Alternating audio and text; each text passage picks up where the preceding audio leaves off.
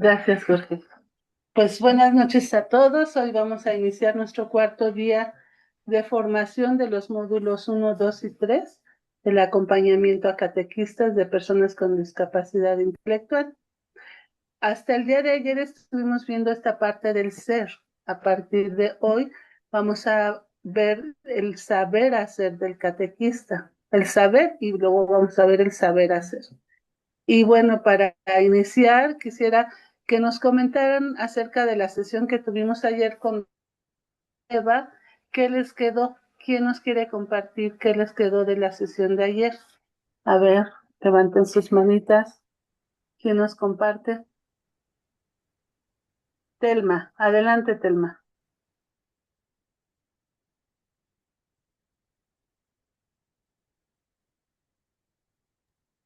Si quieres abrir tu micrófono.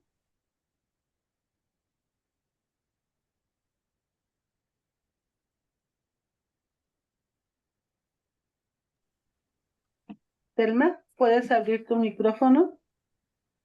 Claro que sí. Ya, ahí está ya. Gracias.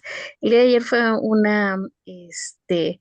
pues muy padre para mí porque vimos un tema muy importante que es la autoestima, en la cual pues descubrí. Es importante que nosotros tengamos una muy buena autoestima para poder dar ese servicio. Y bueno, si no tenemos una muy buena autoestima, bueno, pues no es problema. ¿Por qué? Porque la autoestima se puede ir construyendo, reconstruyendo. Entonces, es importante también que nosotros nos demos un tiempo para conocer, para ver también la autoestima en nuestros catequizandos y también el reconocer todos nuestros valores, todos nuestros valores, todas nuestras virtudes, defectos y sobre todo pues tener el ánimo para trabajar en ello. Muchas gracias, Telma. Arlet, ¿nos quieres comentar? Sí, a mí lo que me gustó es que, no, bueno, yo lo que entendí es que debemos de cuidar todo lo sentimental, bueno, toda la autoestima, para estar bien y poderlo transmitir a los amigos especiales, porque si uno no está bien, pues ¿qué le puedes transmitir? Ya de por sí ellos pues vienen cargando cosas difíciles, y luego ellos perciben más que personas normales. Entonces, lo que me gustó es que ahí dice que nosotros debemos de cuidarnos nuestra autoestima y alimentarnos, prepararnos para dar lo mejor para ellos y que ellos puedan salir adelante que sepan que Dios siempre va a estar con ellos y los va a acompañar, pero si uno no está bien, ¿cómo le vas a transmitir eso? Por eso dice que nos viéramos en el espejo y si estamos mal, pues tratar de, ¿cómo se llama? De cuidar todos esos aspectos para poder ofrecer lo mejor, así como Abel le ofreció lo mejor a Dios, eso entendí.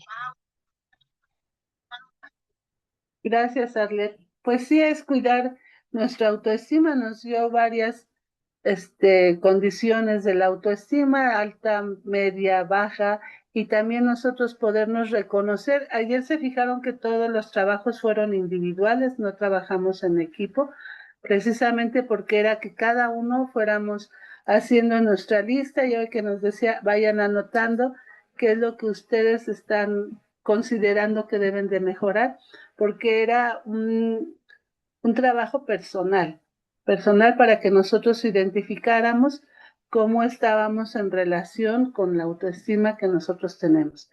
Y bueno, el vernos en el espejo, recuerden que era poner 3 palabras de cómo nos veíamos nosotros.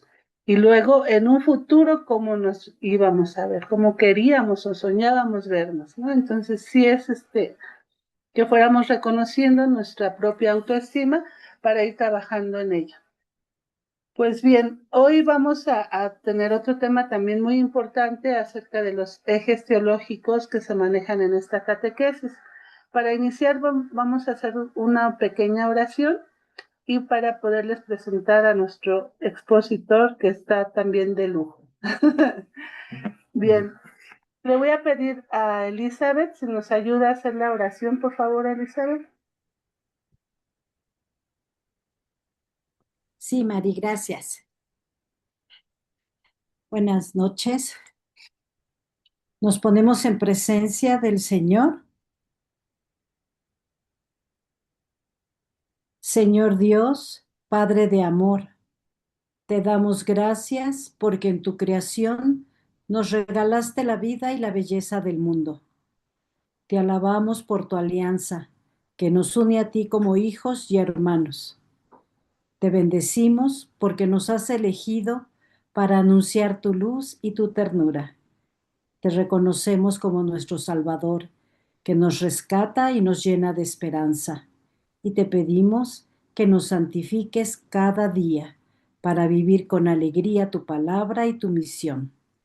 Acompaña a estos catequistas en su servicio para que con sencillez, creatividad y amor hagan brillar tu presencia en cada niño y niña, especialmente en quienes necesitan más apoyo y ternura. Amén. En el nombre del Padre, del Hijo, del Espíritu Santo. Amén.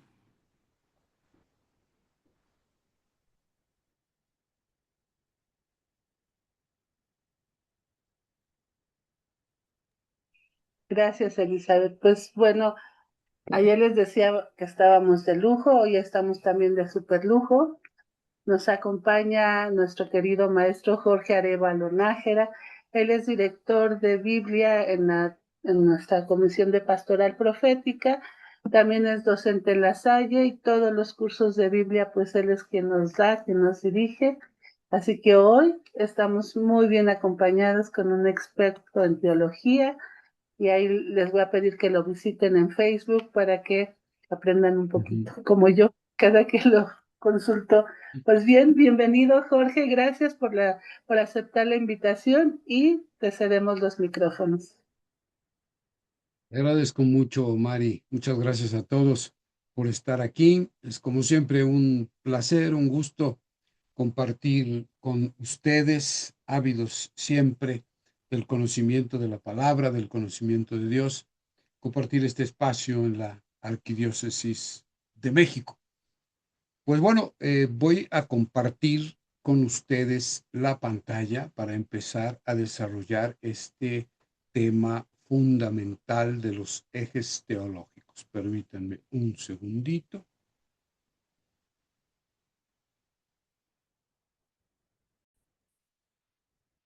Un segundo.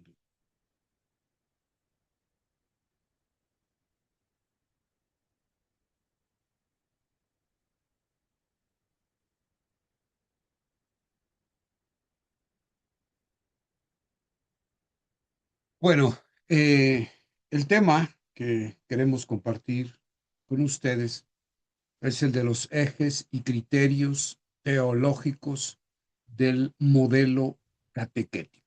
Evidentemente, estos ejes y criterios dimanan, están explícitos o implícitos en la palabra de Dios, que es el fundamento de la vida cristiana y es el fundamento de toda pastoral de la iglesia y por lo tanto, pues de la catequesis, evidentemente. Y entonces partiremos siempre de la palabra. ¿Qué nos dice la palabra? ¿Qué nos revela la palabra acerca de cualquier tema que nosotros queramos abordar? Muy bien, entonces les voy a pedir un favorzote. Quiero, si tienen ustedes a la mano, y si no, pues todavía es tiempo de que vayan y consigan unas hojitas o un cuadernito, lo que sea, que lo tengan ahí a la mano para ir anotando todas las preguntas, todas las dudas que vayan surgiendo, también los comentarios que quieran ustedes compartir. Tendremos un espacio específico para ello.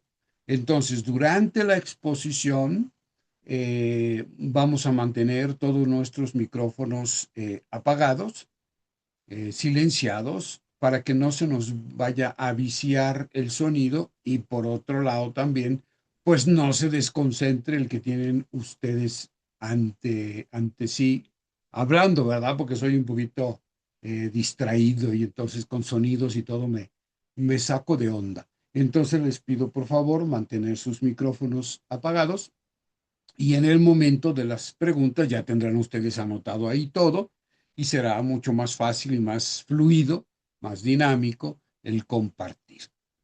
Muy bien, entonces, vayamos adelante. ¿Cuáles son los ejes teológicos del modelo catequético?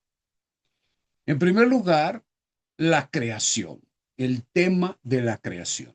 Todo visto desde la teología, desde la revelación, ¿no? Entonces, primero la creación. Segundo, la elección o vocación. Ustedes van a ver que cada eje está perfectamente relacionado, tiene una lógica secuencia.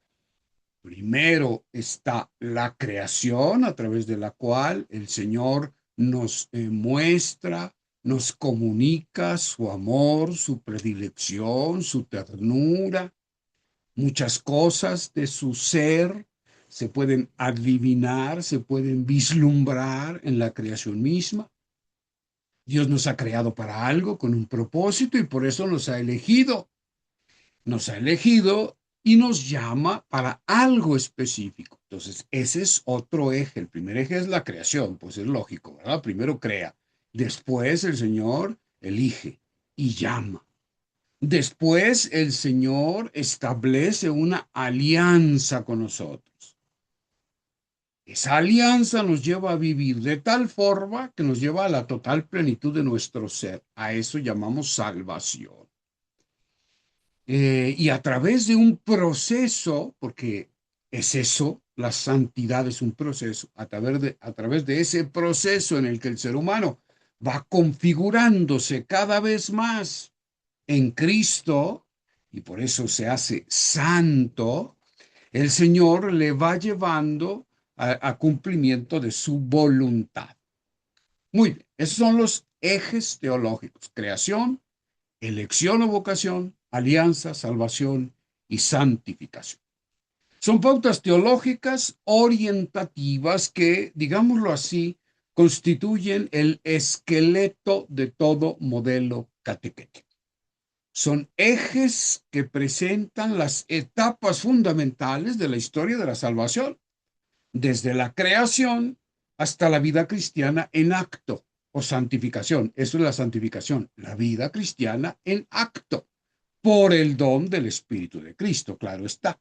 Nosotros no construimos nuestra propia santidad, sino que en colaboración con la gracia, con la presencia santificante del Espíritu, nos vamos configurando en Cristo. Muy bien.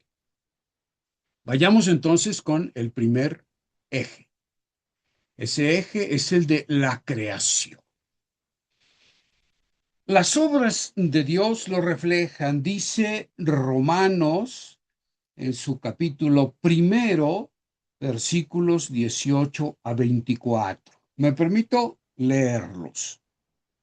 Dice así: porque en él se revela, leo desde el 16, porque si no, no se entienden del 18 al 24. Pues no me avergüenzo del evangelio, está hablando el mismísimo apóstol Pablo, no me avergüenzo del evangelio, que es una fuerza de Dios para la salvación de todo el que cree, del judío primeramente y también del griego. Porque en él, o sea, en el evangelio, se revela la justicia de Dios, de fe en fe, como dice la Escritura: el justo vivirá por la fe. En efecto, la cólera de Dios se revela desde el cielo contra toda impiedad e injusticia de los hombres que aprisionan la verdad en la injusticia, pues lo que de Dios se puede conocer está en ellos manifiesto. Dios se lo manifestó, Está hablando de la creación, Pablo. Lo que de Dios se puede conocer está en ellos manifiesto. Dios se lo manifestó. Porque lo invisible de Dios, desde la creación del mundo, se deja ver a la inteligencia a través de sus obras, las obras de la creación, su poder eterno y su divinidad, de forma que son inexcusables, porque habiendo conocido a Dios, no le glorificaron como a Dios, ni le dieron gracias. Antes bien, se ofuscaron en sus razonamientos y su insensato corazón se entenebreció. Jactándose de sabios, se volvieron estúpidos y cambiaron la gloria del Dios incorruptible por una representación en forma de hombre corruptible, de ave, de cuadrúpedos, de reptiles. Por eso Dios los entregó a las apetencias de su corazón hasta una impureza tal que deshonraron entre sí sus cuerpos. Ok. Lo que está tratando de decir Pablo es que a través de la creación misma podemos conocer, podemos saber algo de Dios. Basta una recta intención. Basta una apertura mínima a lo inefable, a lo trascendente. Aquí Pablo está haciendo alusión a lo que en teología católica se conoce como la primera instancia de la revelación de Dios. Dios se va dando a conocer a su creación de manera progresiva y el primer espacio de revelación de Dios es la creación. Es la creación. La creación de Dios manifiesta su gloria, manifiesta su poder, revela de algún modo, aunque sea de modo indirecto, pero revela su belleza, su majestad, su ternura, su providencia. Todas estas cosas, dice Pablo, las puede conocer el hombre aún sin conocer la revelación positiva de Dios. Puede conocer. Y de hecho, lo conoce. Por eso dice que son inexcusables, porque está hablando a unos que, conociendo a Dios a través de la observación de la naturaleza, aplicando su inteligencia, pues eso es el gran orgullo de los griegos, ¿verdad? En la cultura helénica formada por griegos, por romanos que se gloriaban de su capacidad intelectiva, ¿no? Y entonces a estos se dirige Pablo y les dice, pues, que ¿cómo es posible? Son inexcusables. Siendo ustedes los máximos exponentes de la razón, de las deducciones lógicas, pues los griegos son los que inventaron la lógica, la filosofía, aprendieron y enseñaron el arte de la sistematización del pensamiento humano para aplicarlo a lo que se ve y llegar al conocimiento del origen último de las cosas. Pues eso es la filosofía y ellos lo inventaron. Y sin embargo, conociendo a Dios de esta manera, lo desecharon, lo despreciaron y se entregaron a sus pasiones, trastocando totalmente todo lo que la creación comunicaba, el lenguaje propio de la creación, ¿no? Ahora bien, la acción creadora de Dios es permanente. Esto es algo que pocas veces se reflexiona en la catequesis, pero también en la teología, desgraciadamente, ¿no? Y este aspecto es el de la acción creadora de Dios de manera permanente. Dios está constantemente creando, recreando, transformando. Dios no solo sostiene en la existencia todas las cosas, como si Él las hubiera hecho, las cosas estuvieran totalmente ya terminadas y Él simplemente las sostuviera en la existencia allí para que no desaparecieran engullidas en la nada. No, no solo hace esto Dios, sino que Dios permanentemente, mediante el poder de su Espíritu, está transformando la creación, está transformando sobre todo a la persona. Ustedes, un servidor, todos los seres humanos, estamos siendo permanentemente creados, recreados, transformados, además de sostenidos en la vida por Dios. Eso significa que nunca estamos del todo terminados, concluidos, nunca. Somos mucho más seres en clave de futuro, en clave de lo que podemos llegar a ser. Por eso, como lo vamos a ver un poquito más adelante, con el eje de la vocación o de la elección y la llamada, somos llamados permanentemente a ser más de lo que hoy somos, a ser más santos, a ser más parecidos al Hijo, hasta llegar a la plenitud en el amor. Porque Dios nos está creando permanentemente y nos está creando con su gracia, con su espíritu.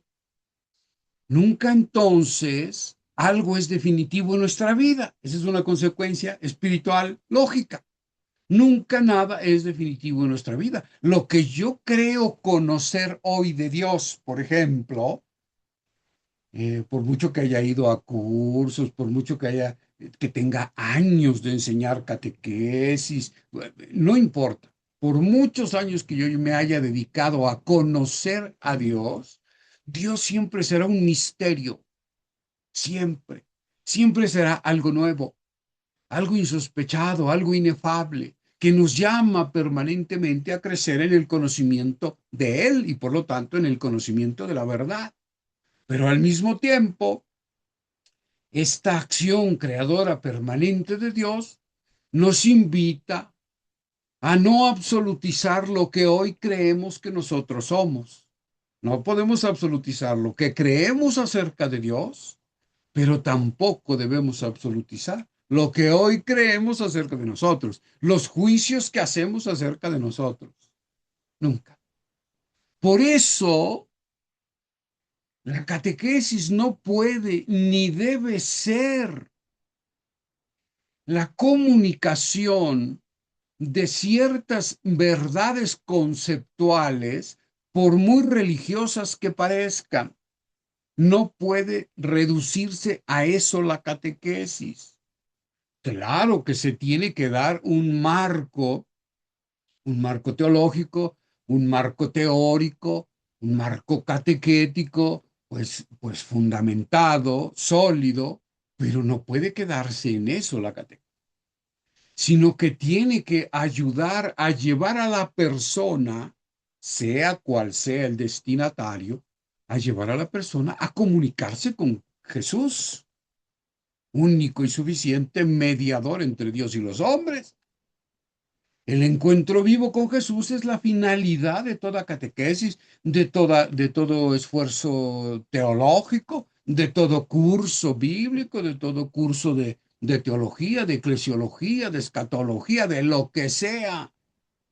Debe tender a comunicar a la persona, a darle las herramientas a la persona para comunicarse de manera viva, existencial, con el Dios de la vida.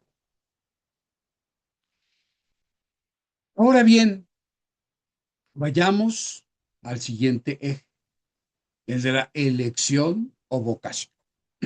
Entonces, primero, antes de pasar a este eje, primero, en toda catequesis tiene que existir este eje, que esté claramente presentado, que la persona, el destinatario de la catequesis, descubra en el contacto permanente con su realidad, en su propio contexto, en la creación que le rodea, la creación que él toca, que él ve, que él escucha, en el contacto con la realidad, descubra la presencia creadora, amorosa y permanente de Dios. y de este modo entra en contacto con el Dios de la vida. Y no importan, bueno, sí importan, pero no de manera definitiva, ciertas capacidades intelectuales, por ejemplo, o ciertas capacidades físicas o biológicas o fisiológicas de la persona, con las que se diga o pudiéramos decir, bueno, pues es que él sí puede aprender con H lo que estamos aquí tratando de decir. Pues es que cualquier persona, y eso está garantizado por Dios mismo, cualquier persona puede, no importa nuestro juicio sobre sus capacidades, puede encontrarse con Dios, con el Dios de la vida, con Jesús, a través del ministerio del catequista o del teólogo o del profesor de religión. Entonces tenemos que tener esto siempre en conciencia, porque lo primero con lo que entra en contacto la persona, pues es con lo que le rodea, con sus congéneres, ¿no? Con sus compañeros, con otras personas, con su familia, con su comunidad y la historia que está viviendo. Y todo lo que está a su alrededor tiene que ser utilizado por el catequista de manera mistagógica para que pueda entrar el destinatario en contacto con el Dios de la vida. Eso es lo más importante. Ok, primer eje. Segundo eje, elección o vocación. ¿Para qué se comunica Dios? Pues Dios se comunica con el hombre, se revela con el hombre para elegirlo y llamarlo a algo. Este texto del Génesis 12, del 1 al 4, nos habla de este Dios que se revela para salvar. Vayamos al libro del Génesis, capítulo 12, versículos 1 a 4. Yahvé dijo a Abraham, vete de tu tierra y de tu patria y de la casa de tu padre a la tierra que yo te mostraré. De ti haré una nación grande y te bendeciré. Engrandeceré tu nombre y sé tú una bendición. Bendeciré a quienes te bendigan y maldeciré a quienes te maldigan. Por ti se bendecirán todos los linajes de la tierra. Marchó pues Abraham como se lo había dicho Yahvé, y con él marchó Lot. Tenía Abraham 75 años cuando salió de Harán. Este es un texto fundacional de la fe judeocristiana. Primero de la fe judía, Abraham es el padre de la fe, así se le conoce, pero después también de la tradición cristiana. Es un texto maravilloso, no podemos hacer aquí un análisis pormenorizado del texto porque eso escapa a nuestras posibilidades y el objetivo. Pero sí que podemos decir cosas muy puntuales sobre este texto en referencia a nuestro tema. En primer lugar, aparece una iniciativa de Dios. Eso es lo primero que hay que tomar en cuenta, ¿eh? El cristianismo, el existencial cristiano, la vida cristiana, no brota de la iniciativa del ser humano que decide un día ponerse a seguir a Dios, sino que ese existencial cristiano brota de la respuesta a una iniciativa de Dios. Dios es siempre el que llama, Dios es el que se comunica, Dios es el que nos elige para hablarnos, para comunicarnos, y a partir de ahí nos llama. Eso significa vocación, llamado. Yahvé le dijo a Abraham, Dios es palabra, Dios habla, Dios siempre se comunica. El problema es que nosotros no sabemos cómo escuchar a Dios. Si no sabemos escucharnos entre nosotros mismos, pues con dificultades vamos a saber escuchar a Dios. Pero Dios siempre está llamando. Abraham tenía 75 años, ¿no?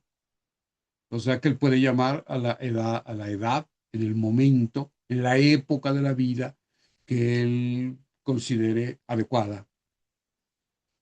Y no solo en la época determinada de la vida, sino en el estado de vida, en nuestra condición de vida, con nuestras características personales, en el estado de evolución o desarrollo personal en el que estemos.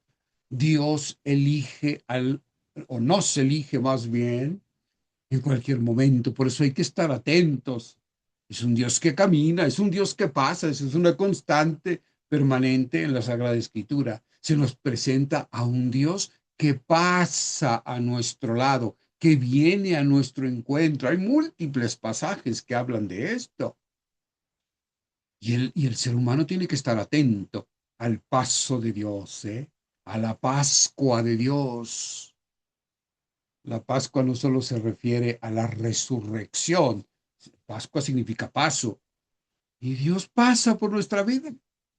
Camina a nuestro lado, se acerca a nosotros, como en el relato de Emaús, y nos habla y nos pregunta. Y nosotros sabremos si lo invitamos, si lo escuchamos, si acogemos su llamada, si respondemos a ella o no.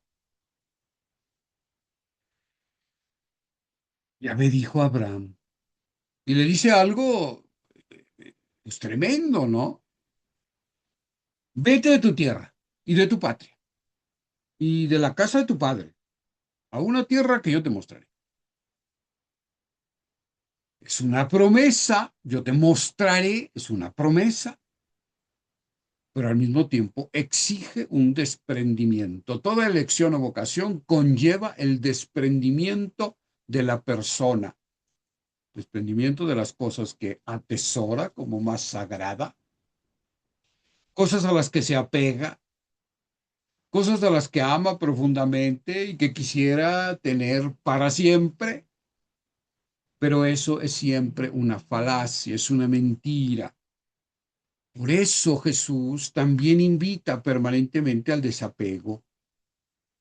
El desapego es fundamental en la vida espiritual, ¿eh? El no aferrarse a nada. Cuando te aferras a algo, no quieres deshacerte de él, dice Jesús, no estás capacitado para ser mi discípulo, no estás capacitado para seguirme. A Jesús hay que seguirlo previo desprendimiento de aquellas cosas que hemos idolatrizado en nuestra vida, que hemos entronizado como lo más importante en la vida, ¿eh? Dios se revela para salvar, eso es cierto. Lo que quiere es iniciar una historia de salvación con Abraham y convertir a ese Abraham en bendición para todas las naciones presentes en el momento histórico de Abraham, pero también en todo posible futuro.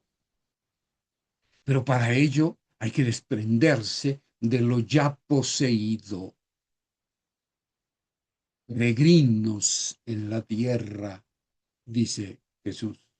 Eso es lo que somos nosotros, la iglesia. Y esto es algo que también tiene que aprender todo aquel al cual estamos dedicando una catequesis, una enseñanza teológica, una enseñanza espiritual. Tiene que aprender que si quiere ser discípulo de Jesús, si quiere experimentar la salvación, la vida en plenitud, tiene que desprenderse de muchas cosas. Por eso Jesús dice, claro, pues primero tienes que considerar a Dios, al reino de Dios, como la perla de mayor valor, por la cual vale la pena vender todo lo que tengo, comprar ese campo para adquirir ese tesoro, pues es una metáfora del desprendimiento de aquellas cosas que nosotros consideramos tesoros. El catequizando tiene que ir poco a poco interiorizando esta enseñanza, aprendiéndola. Es un proceso. No es que le vamos a decir a la persona, ya deshazte de todo, aquello, a ver, ¿qué es lo que más sabes? A ver, desprende de todo para seguir a Jesús. No, no se trata de eso. Se trata de introyectar esta exigencia, esta actitud espiritual fundamental, el desprendimiento. Ya los grandes maestros de la espiritualidad, también en otras tradiciones filosóficas o religiosas, han hecho hincapié en esta actitud fundamental. Buda, Siddhartha Gautama, por ejemplo, decía que la causa del sufrimiento humano es el apego desordenado a las cosas. Si tú quieres dejar de sufrir, tienes que aprender a desprenderte de las cosas. No significa que no las ames, no significa que no las aprecies, que no las valores, sobre todo a las personas, no tanto a los bienes materiales, sino a las personas a las que nos apegamos, a que nuestro corazón se apega, pues porque las amamos, porque son nuestros hijos, nuestros cónyuges, porque son nuestros padres, porque son nuestros amigos, personas que amamos. No significa que no las amemos, significa que no nos apeguemos a ellas, porque las cosas y las personas hoy están, mañana no están. La vida es un constante cambio, ¿no? La mutabilidad de las cosas, pues es la única ley inmutable. Lo único que no cambia es eso. Las cosas desaparecen. Y si son personas, ¿verdad? O se mueren, o se van, las cosas se acaban. Nada es para siempre. Por lo tanto, es una locura apegarte a lo creado, a lo único que te puedes apegar y al mismo tiempo ser totalmente libre es a Dios. Él es el único que siempre te libera. Mientras más te apegas a Él, más libre eres. Es algo maravilloso. Entonces Dios se revela para salvar, nos elige, nos llama a la vida en santidad, a la vida en plenitud. La elección de Abraham no es exclusiva. Dios no nos llama para que nosotros nos consideremos la última Coca-Cola helada en el desierto, ¿verdad? Los que nos gusta la Coca-Cola. O el último bolillo calientito, ¿verdad? Para echar nuestros frijolitos con huevito, con lo que le guste a usted. No, o sea, no nos elige para eso. Uy, cómo caemos en esas actitudes a veces, ¿no? Los que tenemos algún ministerio, alguna encomienda en la iglesia, ya nos sentimos como, Dios nos llamó, nos sentimos súper especiales, nos sentimos, híjole, no sé, como superiores a los demás. Eso es una actitud antievangélica terrible, ¿no? No, la elección que hace Dios de Abraham no es exclusiva. Le dice, tú serás bendición para los otros. Lo está eligiendo para que los otros se vean beneficiados a través de él, de su vida, de su actitud, de su obediencia, incluso de su sacrificio, de su dolor. Dios lo elige para el bien de otros. Pues es lo mismo con nosotros, ¿eh? Cuando Dios te elige para algo, no te pienses que es porque eres muy bueno y porque estás lleno de cualidades y Dios te está premiando y eres su favorito. No, Dios te elige porque quiere hacer de ti bendición para otros. Y le dice a Abraham, sé tú bendición, sé tú una bendición, que tu vida sea bendición para otros. Ese es el objetivo del llamado, de la vocación. Tenemos que introyectar en nuestros catequizandos esta buena noticia. Ser bendición para otros. Y no importa el estado de vida en el que estemos, nuestras condiciones físicas, fisiológicas, nuestro grado de inteligencia o coeficiente intelectual. No importa. Abraham ya era un anciano de 75 años. Muchos a los 75 años ya dicen, ¿verdad? Hoy no, ya cumplí, ya estoy bien, hice lo que hice, ya está, déjenme en paz, tranquilo, aquí déjenme ver la televisión, ¿verdad? Con mi chocolatito caliente, en mi reclinatorio, meciéndome, ¿verdad? Bien sabroso, ya no me metan en problemas. A los 75 años inicia Dios la historia de la salvación con un anciano. Dios puede iniciar una historia de salvación, no solo para ti, sino para otros a través de ti, en la condición en la que te encuentres. Eso tenemos que comunicárselo a nuestros catequizandos. Las personitas con discapacidad de cualquier tipo son bendición, son llamados por Dios para ser bendición para otros, que su vida sea bendición. Esta es una noticia que alegra siempre el corazón, siempre, que rescata de las soledades del sinsentido, de la sensación de minusvalía, ¿no? Siempre te rescata, Dios te elige para que seas bendición para otros y te pone en movimiento, en movimiento. Inicia un dinamismo salvífico que parte de ti y que impacta a todos los que te rodean.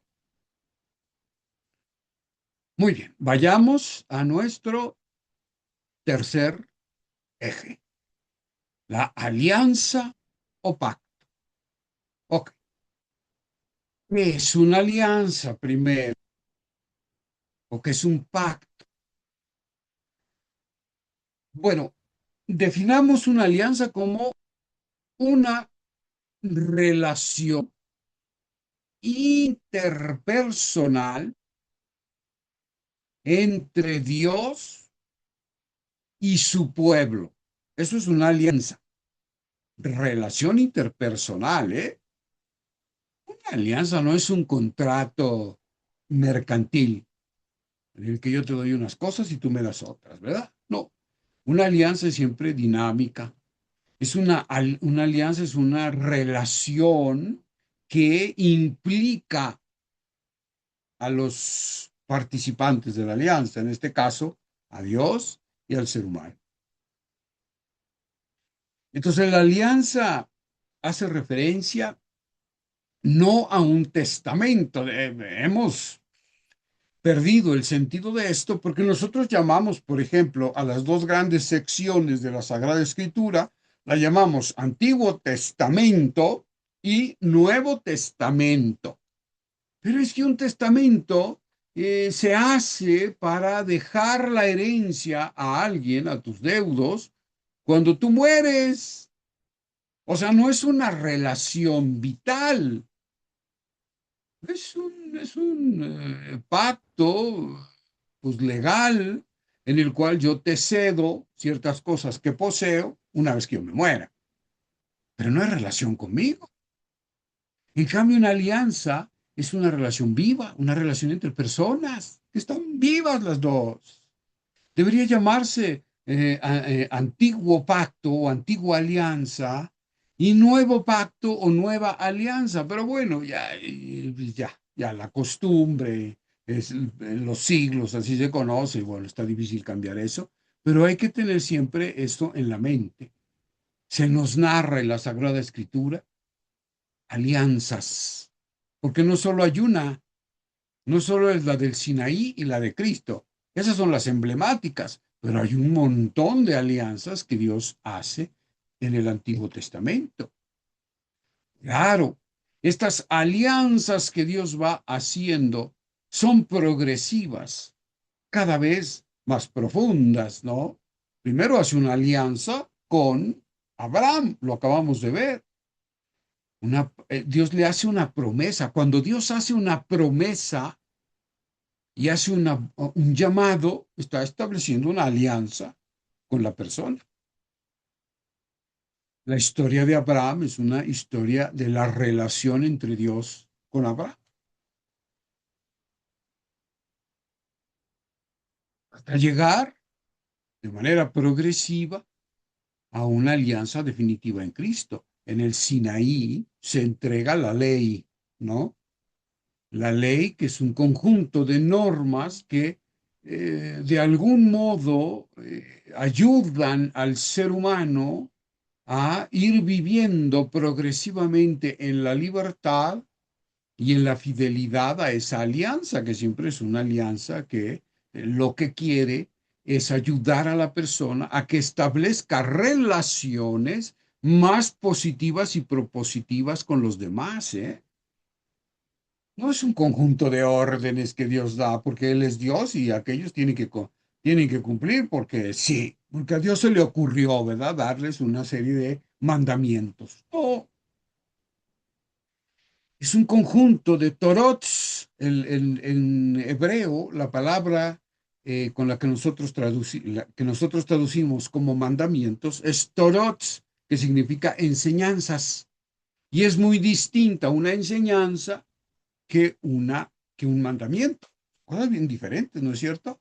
Un mandamiento es algo que una autoridad pues expide, ¿no? Da a conocer, hace público y oficial, a través del cual el pueblo gobernado pues tiene que obedecer. Eso es un mandamiento. No es que se ponga a disposición de la opinión del pueblo a ver si lo cumple o no lo cumple, ¿verdad que no? Si una ley la cumples o si no recibes un castigo. Pues eso es un mandamiento. Pero una enseñanza es algo muy diferente. Una enseñanza es propuesta, una propuesta. Los maestros no deberían de ser como promulgadores de mandamientos, que a veces así los maestros así enseñan, entre comillas, a sus alumnos, ¿no? Esto es lo que te tienes que aprender, ya está. Y si no me lo dices así, tal cual en el examen, pues te repruebo. Bueno, eso ya es de antediluviano, ¿verdad? Eso ya debería haber sido erradicado, aunque todavía no del todo. El maestro tiene que enseñar, es decir, ayudar al alumno a que él mismo, a través de ciertas orientaciones, claro, que le da el profesor, porque él es el que tiene la experiencia, ciertas orientaciones para que el alumno descubra el conocimiento y lo haga suyo. Esa es la labor del maestro. Eso es las torots, eso es la Torá, la ley, eso es. No es un conjunto de mandamientos, es un conjunto de enseñanzas que invitan al pueblo a descubrir la verdad de la propuesta y entonces hacer la suya. Eso es algo extraordinario, bellísimo. Dios no es un Dios de mandamientos, que es lo que nos están diciendo, o haces esto o te castigo, o haces esto o te mando al infierno. Ese no es el Dios cristiano.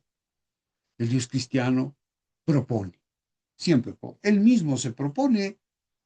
Pues Jesús dice, he aquí que estoy a tu puerta y llamo. Si me abres, si me abres, es una condicional. Si me abres, pues entraré contigo y cenaré y comeremos juntos, haremos comunión de vida, te llevaré a la plenitud de la existencia, pero si me abres, pero está en tus manos, abrirme o no. Es un Dios que se propone. Entonces, un Dios que se propone a sí mismo no nos va a querer conquistar a través de mandamientos, sino de enseñanzas. Y entonces esas enseñanzas van progresando en la historia hasta llegar a la alianza definitiva en Cristo, alianza que se cumple con la entrega del Hijo a la voluntad del Padre. No es que el Padre mande al Hijo para que lo asesinen y lo crucifiquen, y entonces la muerte del Hijo es la que nos salve. No, el Padre mandó a su Hijo para que nos enseñara cómo vivir, no que nos enseñara cómo morir, cómo vivir. La muerte de Cristo es consecuencia de una forma de vivir en servicio permanente por los otros. Esta alianza definitiva en Cristo tiene que ser un eje fundamental en la catequesis también. Tenemos que transmitir esto a nuestros catequizandos. Dios quiere establecer una alianza contigo, una relación interpersonal. Él te quiere llevar a la experiencia definitiva del amor de Dios que se ha entregado por ti. Esta noticia también restaura el alma, restaura la vida, restaura la psicología, restaura el espíritu, restaura inclusive muchas veces restaura la dimensión biológica y fisiológica de la persona. Muchas veces. Dios sana, claro que sana, y a todos los niveles. Y la noticia más sanadora que puede haber es que Dios ha hecho una alianza definitiva en Cristo con nosotros y que la quiere renovar siempre. Esta es una noticia que tenemos que comunicarnos, sea cual sea el tema del que nosotros hablemos en catequesis. Nuestros métodos catequéticos tienen que buscar ese objetivo, que la persona experimente no solo al Dios creador, no solo al Dios que elige y que llama, sino al Dios que quiere hacer una alianza definitiva con Él. Y entonces se le invita a la persona, porque el hombre juega un papel en la alianza con Dios. Y ese papel que juega es el de responder a las iniciativas amorosas permanentes de Dios. ¿Quién garantiza la alianza? Que esa alianza nunca se rompa. Dios. Hay un pasaje hermosísimo, y con esto casi estoy terminando mi primera intervención para darles un poquito de descanso y de respiro. Hay una alianza bellísima en el Antiguo Testamento que Dios hace con Abraham, en el cual se nos narra que Dios le dice, bueno, voy a hacer una alianza contigo, prepárate, prepara animales, etcétera, pártelos a la mitad, pon cada mitad a los lados y después con fuego enciende, digamos, como un pasillo de fuego. Tú prepara eso, es lo que te corresponde. Es que en esa época así se hacían las alianzas con las tribus. Los jefes de las tribus hacían esa preparación de un camino de fuego, entonces se tomaban de las manos y caminaban los dos jefes de las tribus por ese camino. Y así se sellaba la alianza, una alianza de pertenencia mutua, de solidaridad, de cuidado mutuo. Una alianza que no se podía romper, ¿eh? Entonces, pues no sabe muy bien Abraham, que es jefe de una tribu, con quién va a hacer alianza. No sabe. Y entonces resulta que el único que camina por ese camino, por ese sendero, por ese pasillo de fuego, es Yahvé mismo, es Dios mismo el que camina, solito, como diciendo, esto garantiza que esta alianza no se va a romper nunca, porque el único que la puede romper es el ser humano, ¿verdad? Veleidoso, como siempre, traidor a más no poder. Entonces Dios dice, no, no, yo aquí el que va a hacer la alianza soy yo. El hombre, el papel del hombre es responder, tratar de responder con la misma gracia, tratar de responder a Dios. Ese es el papel que juega el hombre en la alianza con Dios. Y esa alianza es actual, es permanente. No es que Dios haya hecho una alianza ya hace quién sabe cuántos siglos, sino que Dios la sigue renovando, actualizando, es la palabra adecuada. Siguiente eje, el eje de la salvación. Pero aquí vamos a hacer un pequeño alto porque este tema vale la pena reflexionarlo con calmita.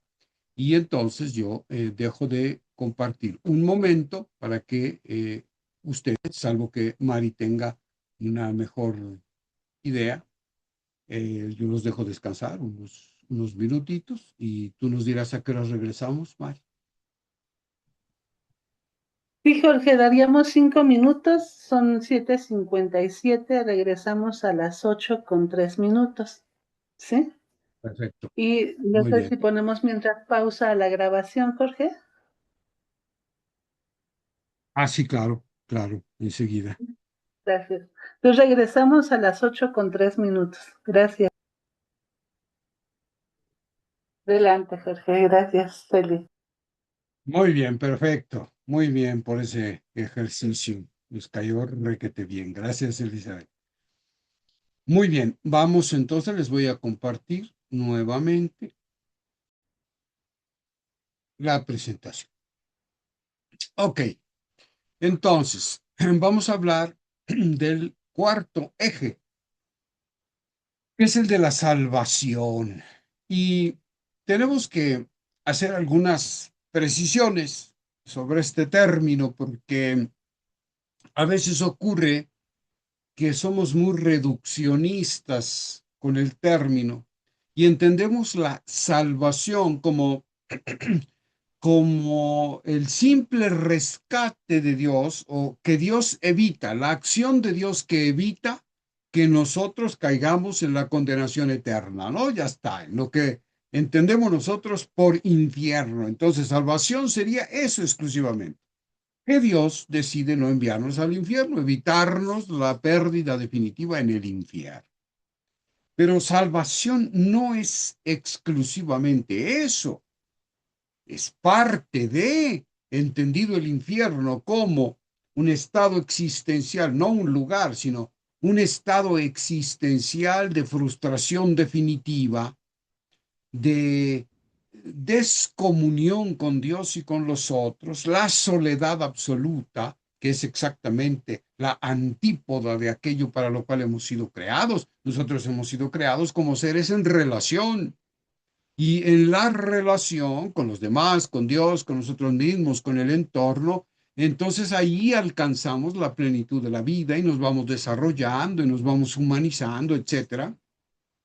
Entonces, claro, en ese sentido, la salvación es la acción de Dios que impide que caigamos en ese estado existencial de total frustración y soledad. Claro que sí, pero la salvación empieza en el aquí y en el ahora, no cuando nos muramos o un poquito antes de morirnos. No, empieza ya, hoy. Dios quiere salvarte hoy. Es decir, quiere meterte en una forma de vida de total plenitud en todos tus ejes relacionales. Eso es la salvación. Salvación viene del término salud. Bueno, está emparentado con el término salud. La palabra que da origen a la salvación, soter, significa salvador. Jesús es el salvador, el soter, ¿no? Entonces, la soteriología, que es la disciplina teológica que nos ayuda a comprender lo que es la salvación y sus dinamismos, nos hace ver que la salvación, con base bíblica, porque Jesús mismo lo dijo, la salvación empieza en el aquí y en el ahora, en la historia, en nuestra historia personal. Dios quiere que vayamos entrando en un estado de salud en todos los ejes relacionales y en todas las dimensiones de nuestro ser. Eso es la salvación. Por eso el anuncio del Evangelio es integral, integral. Nada más pertinente que esto en una catequesis que está dirigida a personas en situación vulnerable. Nada más oportuno hacerles saber que Dios los quiere plenos, seres humanos plenos, salvados. Eso es lo que significa salvación, entonces, plenitud de la vida. Y la plenitud de la vida, que es un término equiparable al shalom bíblico, seguramente ustedes han oído de este término, ¿no? Así se saludan los judíos. Shalom. Y shalom, que nosotros traducimos como paz, significa la armonía de la persona, la armonía existencial en sus 4 ejes relacionales. El primero de ellos, la relación con Dios. El segundo de ellos, la relación con los demás. El tercer eje, la relación consigo mismo. Y el último eje, la relación con el medio ambiente, con la creación. En esos 4 ejes el hombre tiene que ir aprendiendo a relacionarse desde las categorías de Dios. Y en la medida en que aprende y va desarrollando el arte de la relación, del encuentro, entonces se va humanizando y va siendo al mismo tiempo cada vez más parecido a su Hijo. Esa es la salvación. Y entonces Dios está permanentemente actualizando esa salvación, que es una salvación que procede del amor. no importa el estado existencial en el que estemos, ni la condición en la que estemos, Dios siempre llega para salvar. O sea, todo lo que hace Dios, revelarse, elegir, llamar, establecer una alianza, todo eso tiene como objetivo meter al hombre en la dinámica de la salvación. Y a fin de cuentas, la salvación procede siempre del amor. La tradición joánica de los escritos vinculados al apóstol San Juan, en las cartas sobre todo, en las cartas, pero también en el Evangelio, hace mucho hincapié en esto.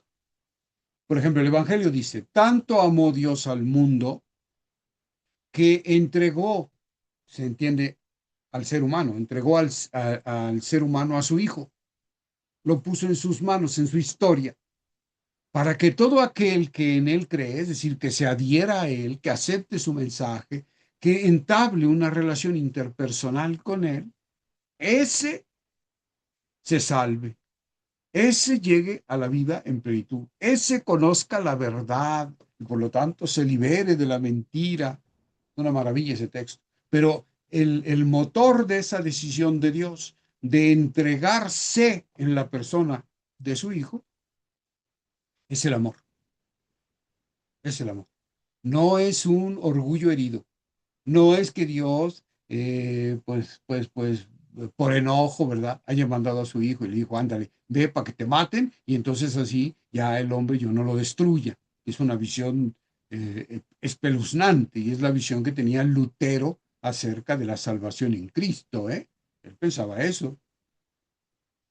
Afortunadamente, la Iglesia Católica en el Concilio de Trento corrige esas desviaciones y dice, no, no, no, no. La salvación, la entrega del Hijo, no consiste en un designio divino, sempiterno, de enviar a su Hijo a morir para que el hombre, a partir de su muerte, derrame su sangre y entonces el Padre lo que vea, pues sea la sangre de su Hijo que cubre a la humanidad y entonces por eso no la destruya. Sería como una salvación cosmética, ¿no? O sea, la sangre cubriendo al hombre para que no se vea su monstruosidad y entonces el Padre cuando ve a la humanidad lo que ve es la sangre de su Hijo y por eso no lo destruye. Es lo que decía Lutero. No, no, no, dice la Iglesia. La salvación en Cristo es ontológica, es decir, es una acción de la gracia proveniente del sacrificio del Hijo que transforma la esencia del hombre, le restituye, le recrea, lo hace hijo en el Hijo y por lo tanto bello, hermoso, capaz de obras de amor. Es una visión totalmente distinta de lo que es la salvación, una salvación que procede del amor. Y dice la misma tradición joánica, dice que todo el que ama está en Dios, porque Dios es amor. Todo el que ama está en Dios, porque Dios es amor. O sea, el amor es el motor de todo. El amor es el que permite al hombre ser injertado en la misma vida divina, que eso es la salvación, en una vida totalmente plena, en una vida inefable, en una vida que el hombre no puede ni siquiera imaginar. Esto es a lo que hay que anunciar también a nuestros destinatarios de la catequesis. Este eje tiene que estar presente siempre en toda metodología, en toda acción catequética. Tiene que comunicar esta noticia de modo suficientemente claro. Esa es la labor del catequista. Ni más ni menos, imagínense ustedes qué maravilla de encomienda hace Dios a sus catequistas. Muy bien, vayamos adelante. La santificación es el quinto eje, la santificación. ¿Qué es la santidad? A mí me encanta una definición de Paulo VI, ese místico papa. Él decía que la santidad no consiste en un estado de vida que ha alcanzado la perfección de las virtudes morales. Que a veces así entendemos la santidad. O sea, ¿quién es santo? Aquel que ha alcanzado la perfección de las virtudes y por eso está elevado a los altares, ¿verdad? No, decía él, la santidad es un proceso en el cual el cristiano, con la mirada fija en Jesús, en una referencia a la carta a los hebreos, con la mirada fija en Jesús, autor de nuestra fe, es decir, todo parte de Jesús, que es quien ha creado la fe en nosotros, con la mirada fija en Él, el cristiano camina hacia la perfección en el amor. Y a veces cae, y a veces retrocede, pero siempre se levanta o siempre retoma el camino, porque no pierde de vista a Jesús. Eso es la santidad, no la perfección de las virtudes morales. Y por lo tanto, eso es una manera de entender la santidad totalmente cercana a nosotros, porque a veces cuando miramos la perfección de las virtudes de San Francisco, de San Ignacio de Loyola, de Santa Teresa de Ávila, de Teresa de Calcuta, pues caramba, decimos, eso está totalmente lejos de mis posibilidades. Pero dos cosas a tomar en cuenta. Dios nos llama a la santidad a todos, nos llama a la perfección en el amor a todos, pero no del mismo modo. No es el mismo modo de ser santo el de San Francisco de Asís que el de Jorge Arévalo. No puede ser la misma porque él tenía un estado de vida específico, en un contexto específico, y yo tengo otro estado de vida y mi contexto es otro. Y entonces yo tengo que descubrir, escuchando al Espíritu en el interior de mi conciencia, tengo que escucharlo para saber lo que para mí hoy significa, por ejemplo, la pobreza evangélica en mi propia vida. Y es un proceso de desprendimiento de todo, como lo que acabamos de hablar hace unos momentos, para volverme alguien que sepa compartir en todo momento lo que es y lo que tiene en mi particular estado de vida. Eso es la santidad. A veces caeré, a veces no seré todo lo generoso que debo ser. A veces no pondré al servicio de mis hermanos todo lo que tengo, porque tengo límites, porque voy creciendo poco a poco, porque el amor de Dios me va conquistando también poco a poco, y en esa medida yo me voy haciendo cada vez más abierto a sus mociones, y si un día Él quiere que yo viva de manera radical la pobreza y que me desprenda absolutamente de todo, bueno, pues él lo sabrá. Si Él lo pide, es porque me dará la capacidad para hacerlo. Pero eso es cosa de su gracia, ¿no? Pero yo debo ver la santidad como un proceso en el que yo simplemente, como dicen por ahí, ¿verdad? Flojito y cooperando. Yo me voy abriendo a la gracia, voy haciendo lo que me corresponde, voy, como decía Santa Teresa de Ávila, voy cultivando el jardín interior para que el hortelano que es Jesús pueda sembrar la buena semilla y ésta crezca y Él la cuida y él la hace florecer en mí. Y eso es la santidad. Es un proceso entonces, la santificación, que es un don y una tarea. Es un don porque nadie es santo por sus propios méritos. Es santo por el espíritu que le habita, el espíritu que le anima, pero tiene una tarea que es la de, dicho metafóricamente y poéticamente, mi labor es la de cuidar mi jardín interior, la de quitar las hierbas que impiden que pueda crecer la buena semilla, ¿no? Esa es mi tarea, derribar todas las murallas que yo le pongo al espíritu, porque pues yo tengo que hacer esa labor. Pero todos estamos llamados a la santidad. Y de esto no están exentos nuestros destinatarios, aunque estén en situación de vulnerabilidad en cualquiera de sus formas. No importa. Todos estamos llamados a la santidad, en situación de pobreza, en situación de discriminación, de exclusión, en algún tipo de discapacidad física o intelectual. No importa. Llamados a la santidad todos. Esa es una exigencia de Dios, porque es una exigencia del amor.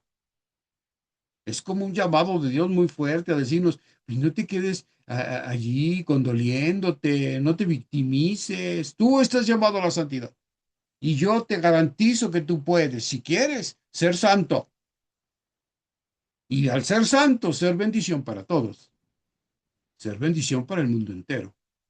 Ese es el objetivo de la santidad. No simplemente que tú, oh, ya, eres perfecto en las virtudes y, oh, y ya te son. No, no, pues no. Ese no es el objetivo de la santidad, que te estén venerando ahí en un altar. Pues no. El objetivo es ser tu bendición para todos. Pues por eso nosotros veneramos a los santos, porque consideramos que su forma de vivir es ejemplar y me ayuda a mí a vivir mi propio proceso de santidad, no el proceso de santidad del santo, que ese es muy de él, pero para mí es un ejemplo. Entonces yo aplico en mi propio contexto, actualizo la forma en la que él vivió la santidad, y entonces yo vivo mi propio proceso de santidad bajo la intercesión de ese santo. Es maravilloso este elemento de la espiritualidad cristiana, la intercesión de los santos. Es maravillosa, bien entendida, ¿no? Un paso adelante demos criterios teológicos esenciales para un modelo catequético efectivo. El primer criterio, la Trinidad. Toda acción de Dios es trinitaria. Dios uno y trino es el que crea, es el que convoca, es el que hace alianza, es el que salva, es el que santifica. Siempre están implicadas las tres personas divinas. Siempre. Nosotros metodológicamente, bueno, separamos las acciones de las personas de la Trinidad, pues para hacer un poquito más claro lo que está pasando en nuestra vida, pero realmente es una interacción dinámica de las tres personas divinas con la persona humana. El Padre crea, convoca, hace alianza, salva y santifica. El Hijo, de algún modo, crea, convoca, hace alianza, salva y santifica. Y lo mismo hace el Espíritu Santo. Ese es un criterio teológico fundamental.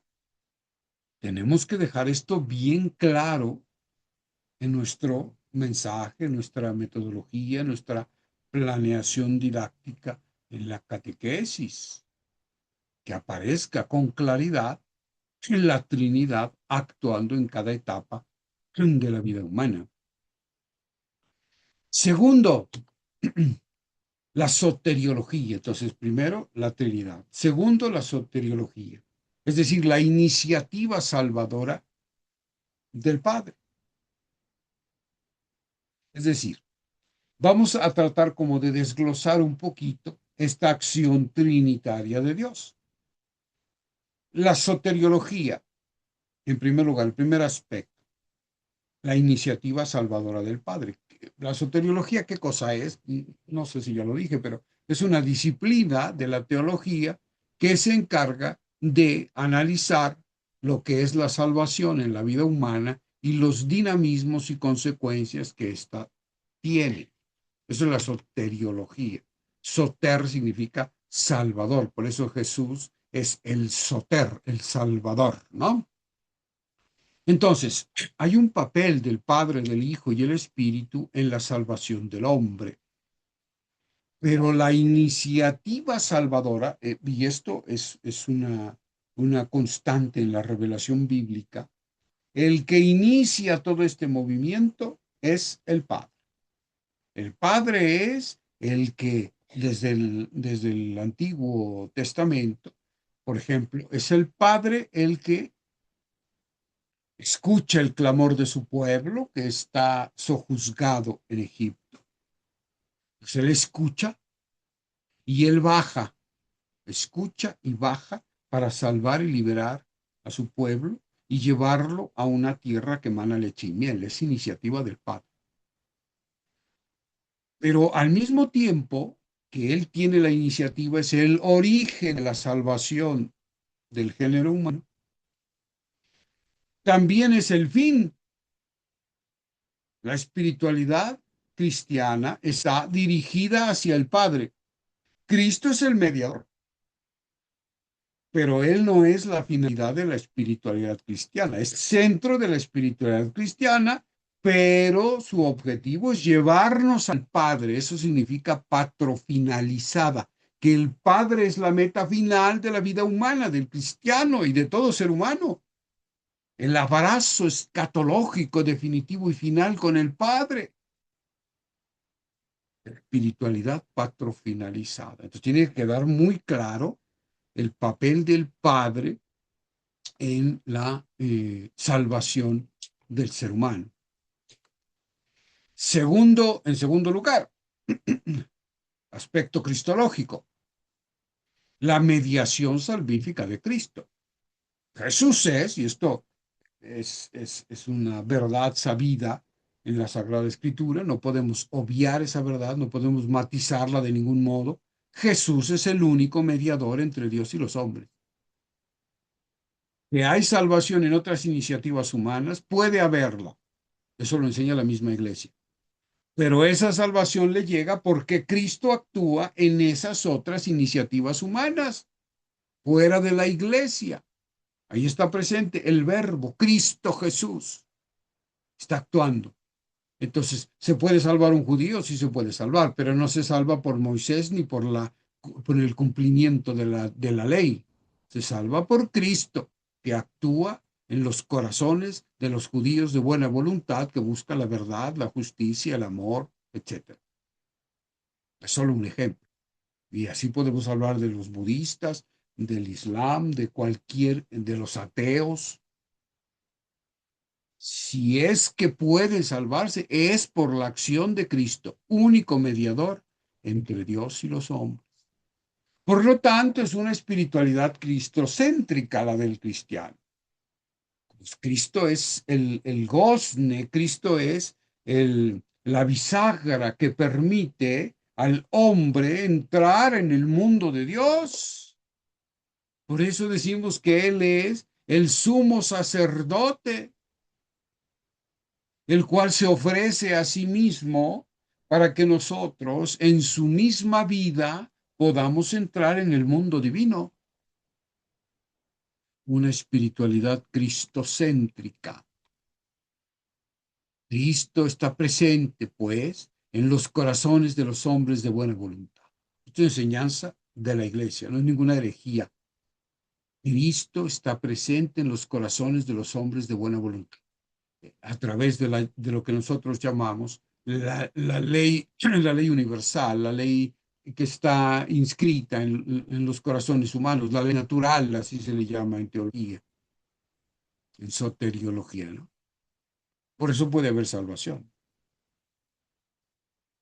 Después, la acción, desde luego, del Espíritu Santo, ¿no? La neumatología. Nadie puede llamar a Jesús Señor si no es por la acción del Espíritu. Entonces, la espiritualidad cristiana es neumatófora.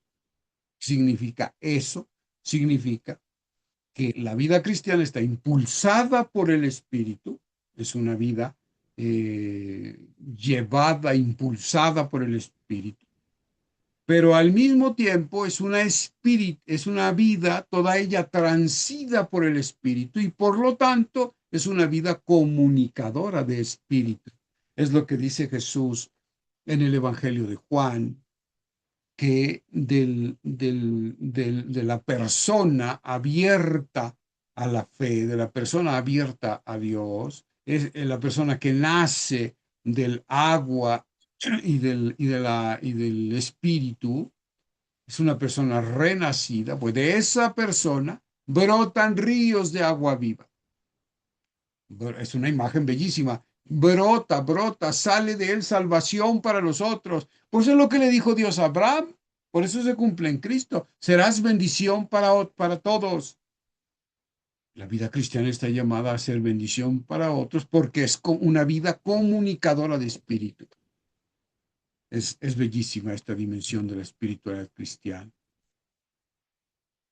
Y aquí es una equivocación, no es Cristo, sino el Espíritu está presente en los corazones de los hombres de buena voluntad. Está presente el Espíritu. Actúa donde Él quiere. Es libre, libre como el viento, que no sabemos de dónde viene ni dónde va, dice San Juan.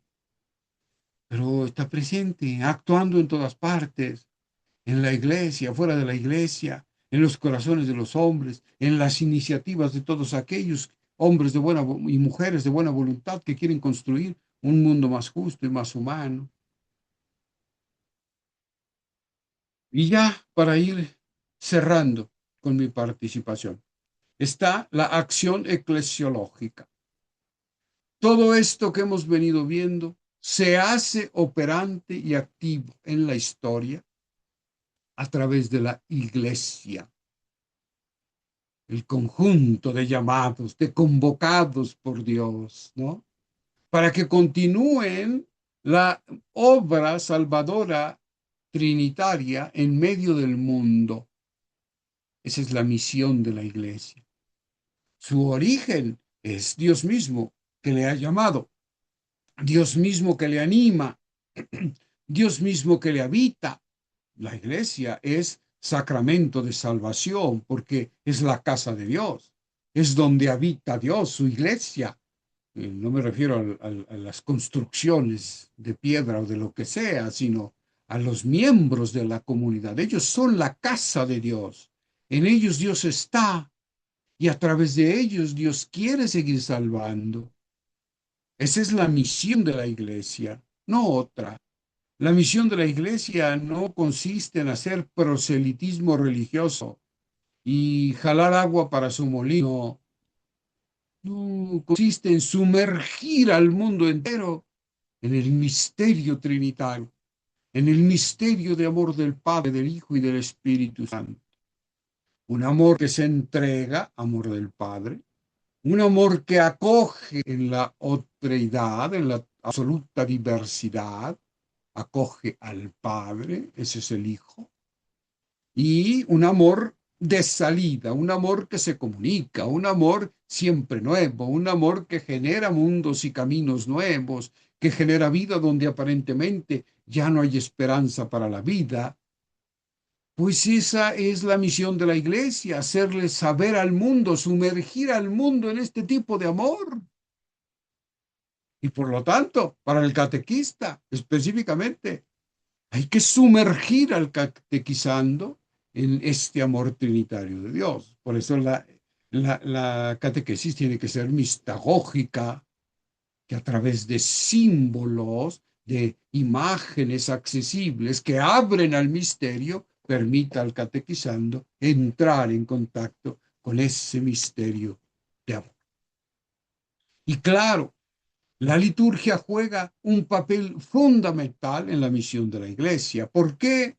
Porque la liturgia es la actualización sacramental de la salvación.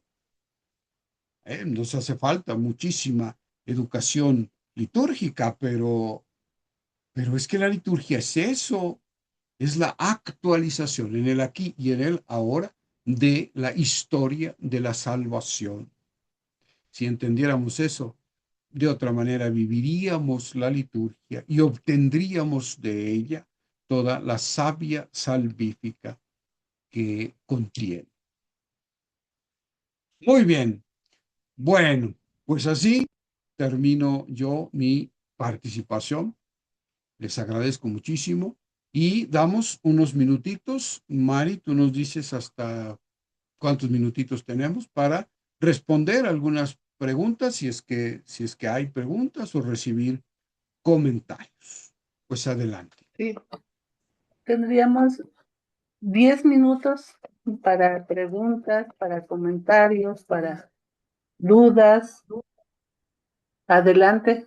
Hay que aprovechar que está aquí nuestro maestro Jorge.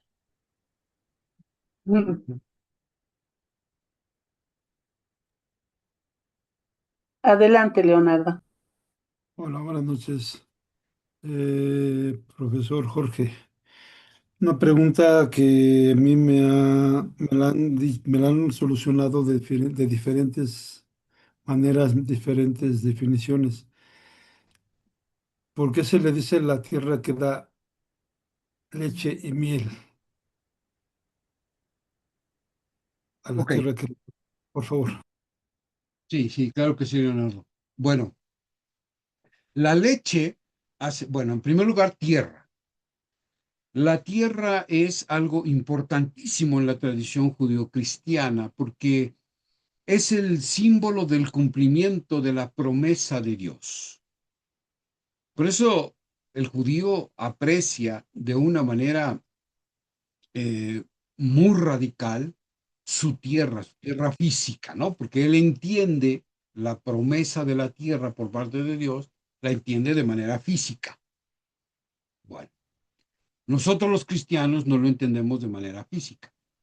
Para nosotros la tierra prometida es Cristo mismo. La comunión con Dios es la tierra prometida.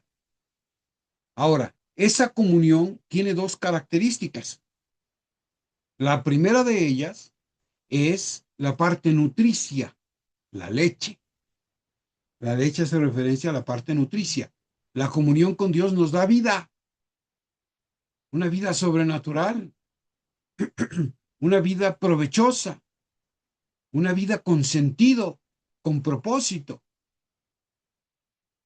Eso es la referencia a la leche. La referencia a la miel es la cuestión estética. El ser humano busca dos cosas: la bondad, el aspecto nutricio, lo que es bueno para él, pero también busca la belleza. O sea, nadie busca lo feo, a menos que esté un poquito enfermito de la mente, pero nadie busca lo feo. Puede ser que tengamos percepciones distintas de lo que es bello. Eso, claro, puede ser. Pero en el fondo buscamos lo bello. A mí me puede parecer bella una cosa, a ti te parece bella otra cosa, pero en el fondo buscas la belleza. Bueno, la miel hace referencia a eso, a que la vida en Cristo es bella. La vida en Cristo se descubre como algo que vale la pena ser vivido. Imagínate tú, a ver, por ejemplo, un bistec. Un bistec puede ser nutricio si te lo comes así nomás, asadito y ya está, y no le pones ni salecita, ni pimienta, ni limoncito, ni ninguna especie. Simplemente ahí lo echas y que se cosa, perdón, y listo, y así te lo jambas. Bien, bien, ok, te nutre, sí, pero, pero no lo disfrutas. Es una cosa ahí como suela de zapato. Sí, no, o sea, para eso lo preparamos rico con sus verduritas, lo condimentamos, qué sé yo, hacemos un guisadito, una salsita, para que nos guste también comer. Entonces, la tierra que emana leche y miel hace referencia a eso, un estado de vida en el cual encontramos vida en sobreabundancia, pero al mismo tiempo es una vida bella, una vida preciosa, una vida que vale la pena ser vivida, la disfrutamos. Esa partecita, perdónenme ustedes, pero esa partecita del rosario en donde se dice que pues, estamos aquí en un valle de lágrimas y que no sé qué y que no sé cuándo y que pues algún día vamos a salir. Esa es una visión totalmente negativa de la vida, perdónenme ustedes. La vida Dios nos las ha dado para que la disfrutemos. Si es un valle de lágrimas es porque así la vemos, así la concebimos, así la vivimos. Dios no quiere eso para nosotros. Dios quiere una vida disfrutable. Ah, eso significa la tierra que emana leche y miel. Muchas gracias, profesor. Vale, con gusto, Leonardo. Adelante, Victoria.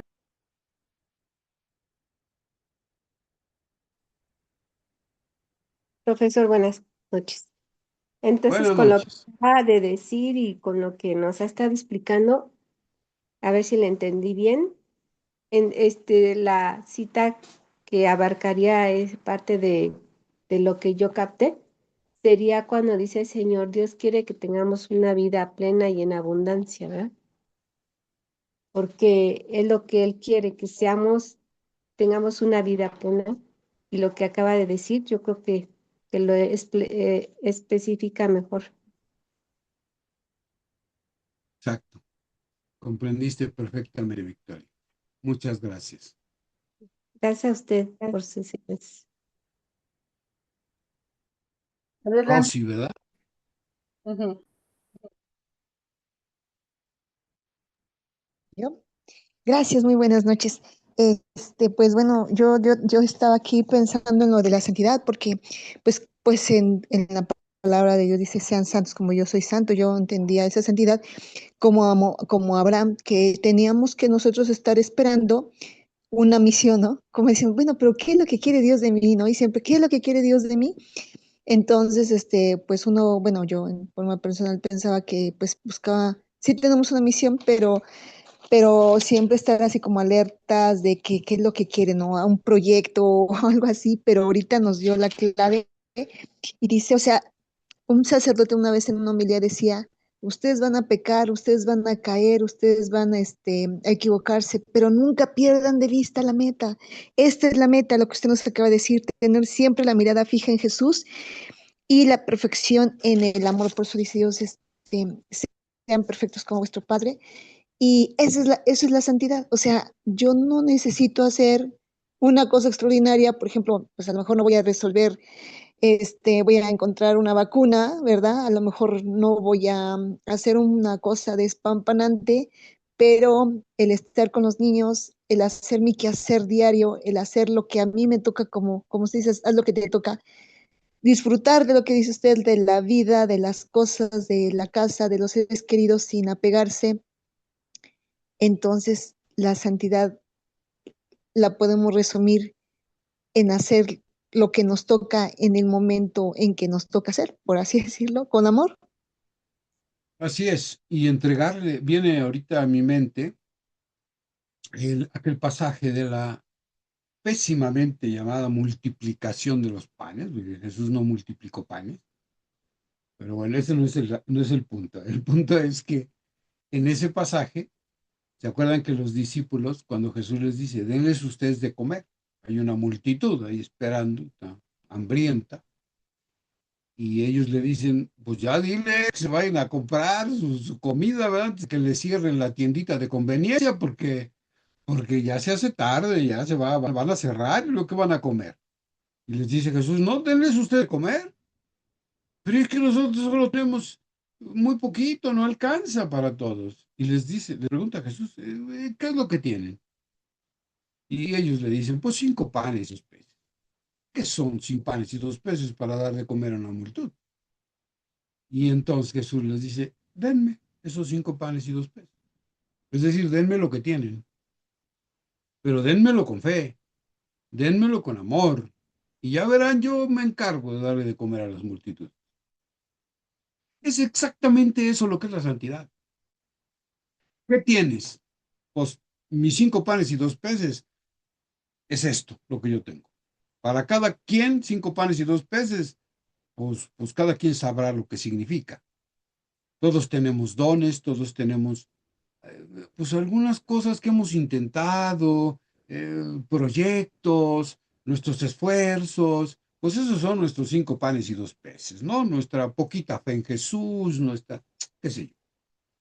Pues entrégale eso a Jesús, entrégaselo con amor y fe, y verás lo que Él hace con tus ridículos 5 panes y 2 peces. No tienes ni idea de lo que Jesús puede hacer. Puede darle de comer a multitudes. O sea, la santidad es obra de Dios, no es obra de nosotros.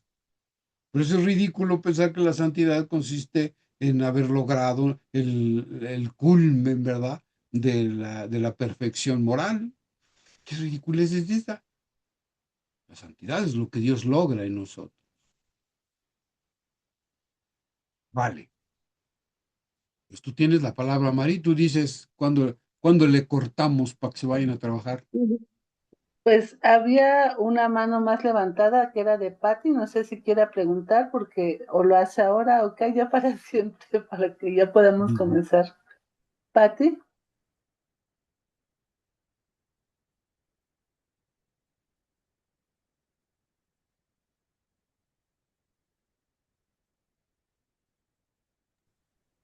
¿sí está Patty o se salió?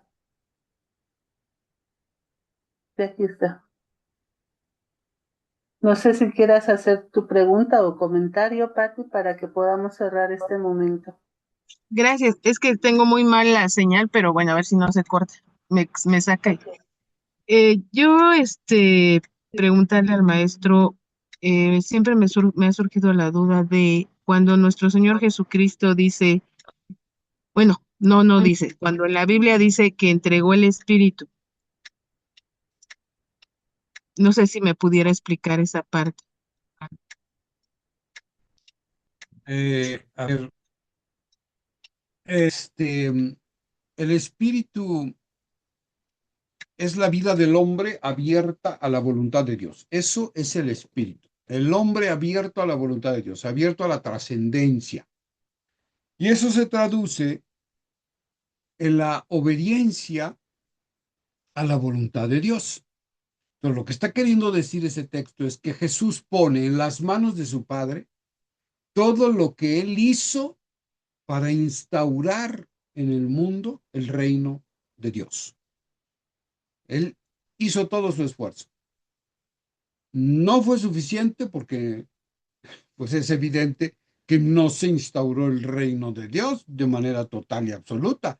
Se instauró en él, en su persona y como semilla en sus discípulos, pero el reino como tal, pues no se instauró en la humanidad, ¿verdad? Y ese era el sueño de Jesús. Bueno, déjense en la humanidad, en Israel, ¿no? En el pueblo de Israel, pues lo rechazaron, pero él hizo lo que él entendió que debía hacer para cumplir con la voluntad de su padre. Él, en apertura a la obediencia a su padre, hizo lo que hizo, y hasta entregar su vida. Eso es lo que él pone en las manos del Padre. Es un poquito lo que nosotros hacemos cuando le entregamos nuestros 5 panes y 2 peces a Jesús. Bueno, él entrega sus 5 panes y 2 peces, él se los entrega al Padre.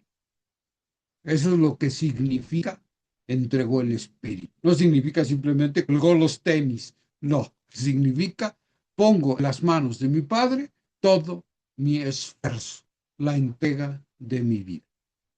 Sabrás, Padre bueno, lo que haces con esto. Y ya sabemos lo que hizo el Padre bueno con eso, ¿verdad? Que es la salvación del género humano. Muy bien. Gracias, Jorge. Habían anotado en el chat si podrías repetir los 4 pilares. Los 4 ejes. No sé, anotaron 4 pilares, pero no sé a qué se refiera. Fue Telma quien anotó. Si quieres compartirnos, Telma, cuál era tu duda exacta para que te la resuelva el maestro. Sí, gracias. Pues era a los 4 ejes, Ok. Bueno, los ejes teológicos del modelo catequético son creación, elección o vocación, alianza, salvación y santificación. Es decir, son Gracias. 5, no son 4 los ejes teológicos. Sí, con mucho gusto, con mucho gusto. De todas maneras, esta presentación yo se la mando a Mari y ya Mari se las hará llegar a ustedes, pues no sé por qué medio, pero para que tengan ahí a modo de apuntitos, ¿no? Sí, ¿Okay? se Muchísimas está subiendo gracias. todo el material en la plataforma. Entonces ahí pueden ustedes abrir en la plataforma y tener las presentaciones.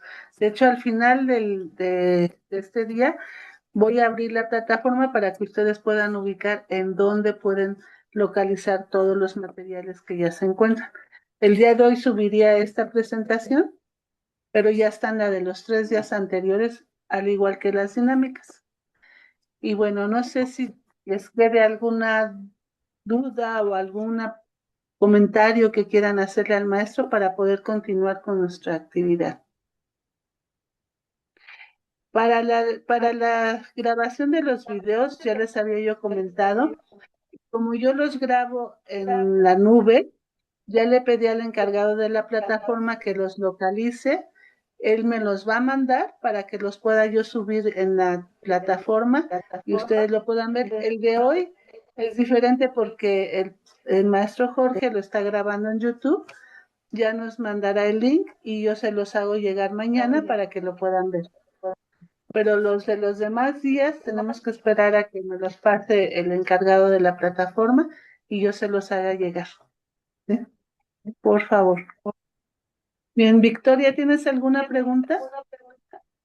Sí, profesor, yo le quería pedir de favor para los niños con discapacidad, cómo explicarles la gracia que nosotros obtenemos desde nuestro bautizo, que esa gracia los va acompañando, como decía usted, animarlos a decirles, eres una bendición, porque desde que estaba chiquito, o sea, ¿qué más le podemos decir al pequeño?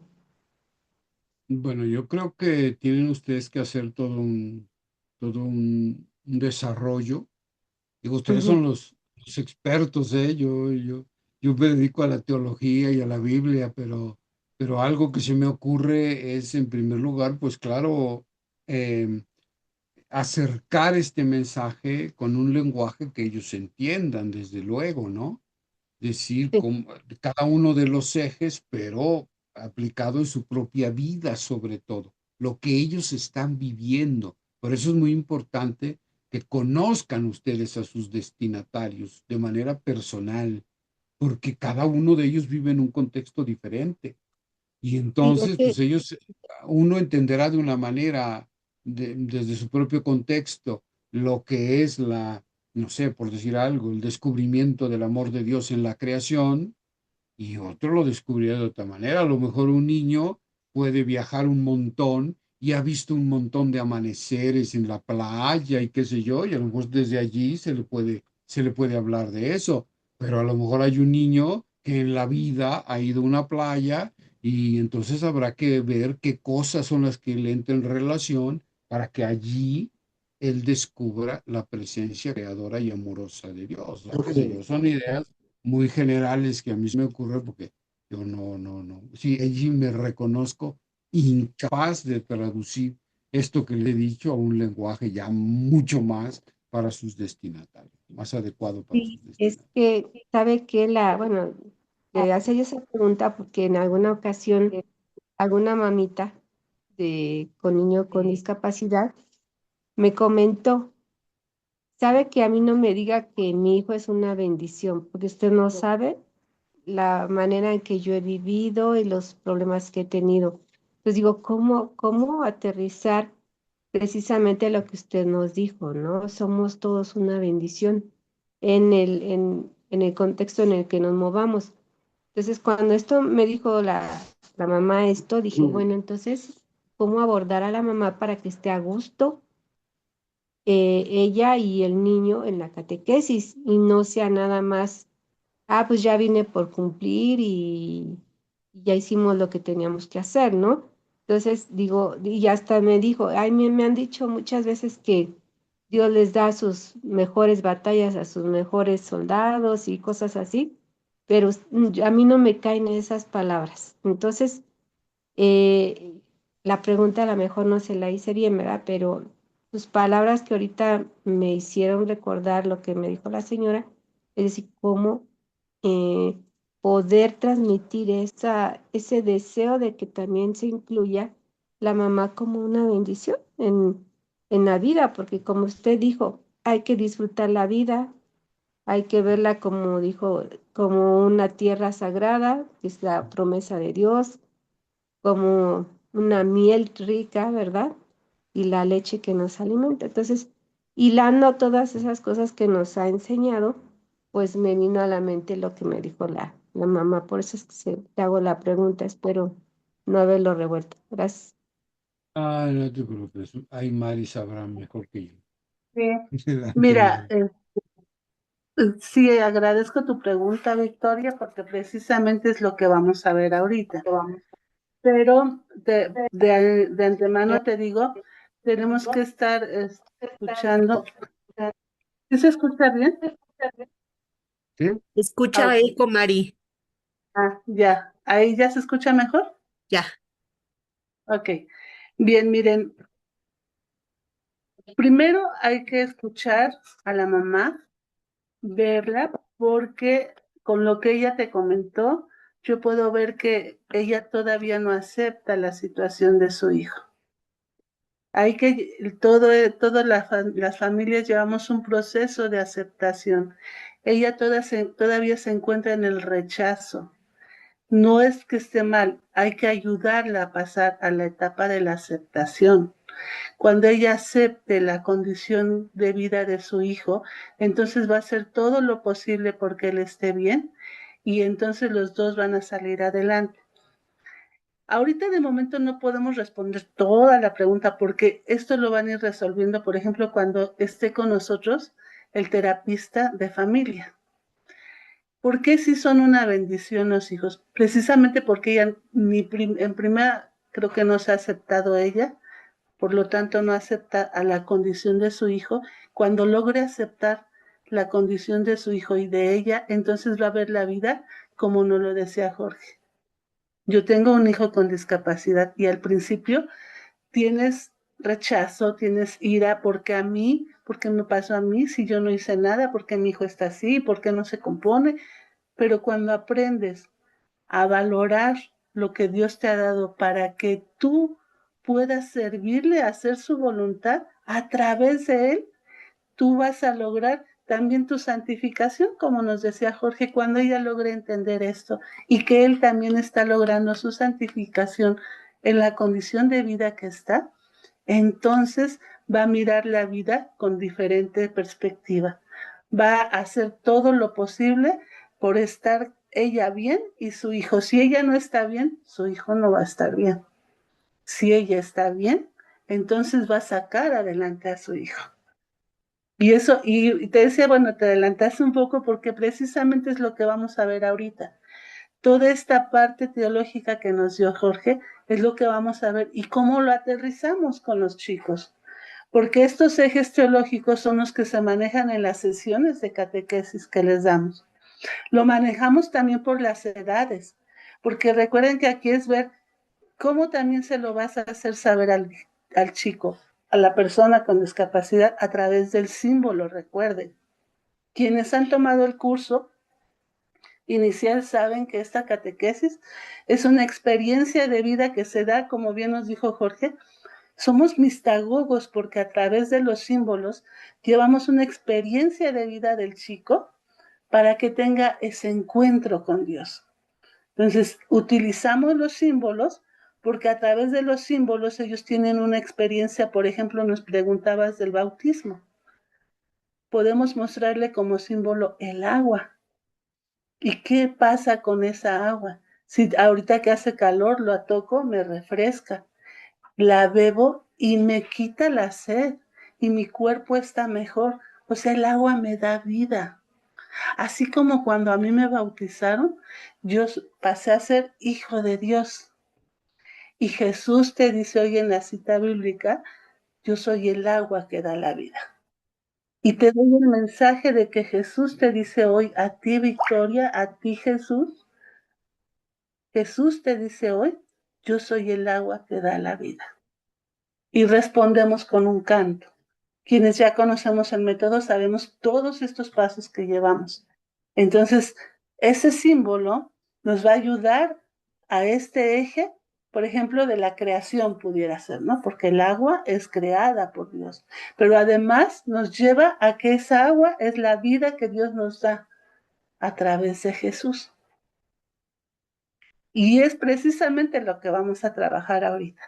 ¿Cómo hacemos que todo esto aterrice en las sesiones de catequesis? Entonces, le voy a dar la palabra a Mónica para que ella nos dé las indicaciones de cómo vamos a trabajar y verán que todo lo que ahorita lograron aprender con el maestro Jorge, lo vamos a poner en práctica ahorita mismo. Entonces, le dejo la palabra a Mónica y vamos a ir presentando cómo vamos a hacer este trabajo. Gracias. Adelante, Mónica. Sí, gracias, Mari. Buenas noches, con el gusto de saludarles. Exactamente como han visto ahorita, desde la oración, ¿no? Empezamos a trabajar. Si fueron siguiendo esta oración, ahí están todos los ejes teológicos que ahorita vimos con el maestro, ¿no? Entonces, vamos a hacer nuestro ejercicio reflexivo y práctico, ¿no? Entonces, vamos a sacar de aquí un producto que nos va a servir como ejercicio práctico y reflexivo de cómo doy a conocer, ¿no? ¿Qué voy a hacer con mis interlocutores? ¿Qué voy a hacer, como nos decía Victoria? ¿Qué hago con la mamá? ¿Qué hago con esas familias, ¿no? Que necesitan este acompañamiento, necesitan esta escucha, ¿sale? Entonces, fíjense bien. Nuestra dinámica de hoy, la voy a compartir en una presentación para que sea más concreto y ustedes sepan qué es lo que vamos a hacer. Eh,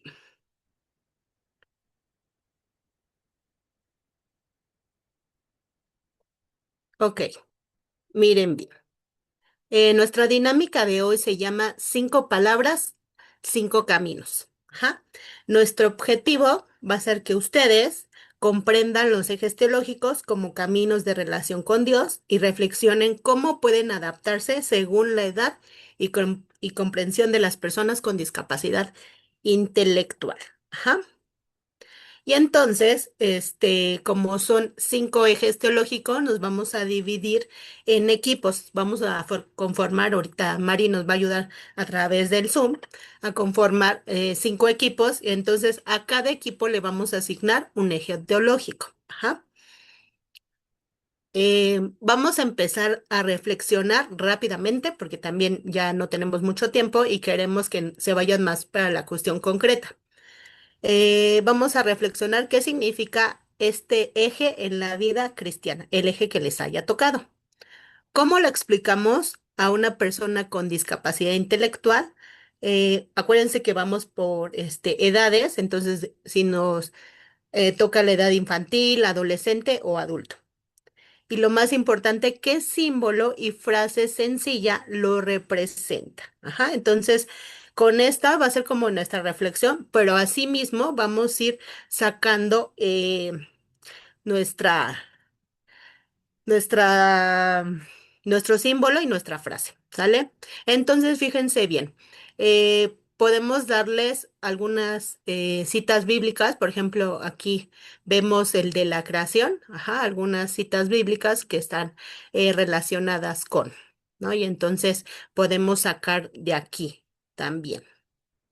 Los símbolos, acuérdense que esta parte del símbolo es muy importante en la catequesis de las personas con discapacidad porque es como lo concreto, ¿no? Entonces, aquí hay algunos ejemplos, ajá. Entonces, en esta presentación viene tal cual, las citas bíblicas y los símbolos, ¿no? Entonces, me voy a ir más adelante, que es esta parte de las edades, ajá.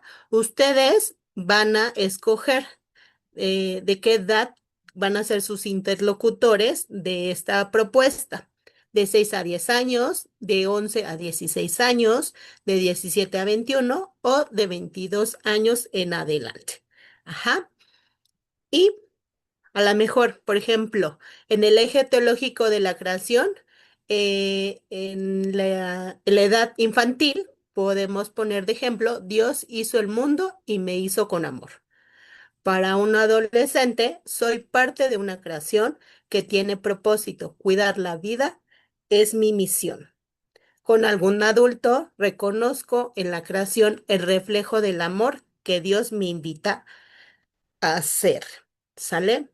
Y entonces, algo así nos tiene que quedar, ¿no? Entonces, vamos a colocar nuestra frase, nuestro símbolo y a lo mejor con qué cita bíblica empezamos a trabajar.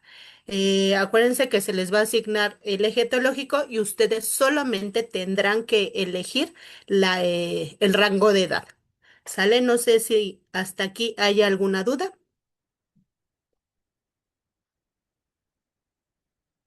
¿No? ¿Ninguna duda? ¿Todo? La acción ¿qué quiere decir ahí? Frase, símbolo y luego acción. La cita bíblica con la que están trabajando, ¿no? Entonces sería Gracias. ahí esta parte. ¿Alguna otra duda? Disculpe, ¿va a dejar la información en el chat? Ajá, exacto. Les podemos dejar estas diapositivas en el chat para que sea su referencia y lo vayan retomando en el equipo donde estén.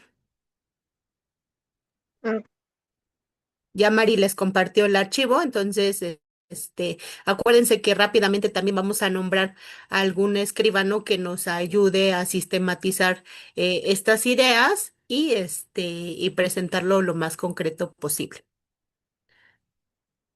¿Alguna otra duda más? Si no, para ya irnos a los equipos. Cuando te vas a sala, ¿no desaparece el chat? No, ahí se queda el chat, entonces el archivo va a estar disponible.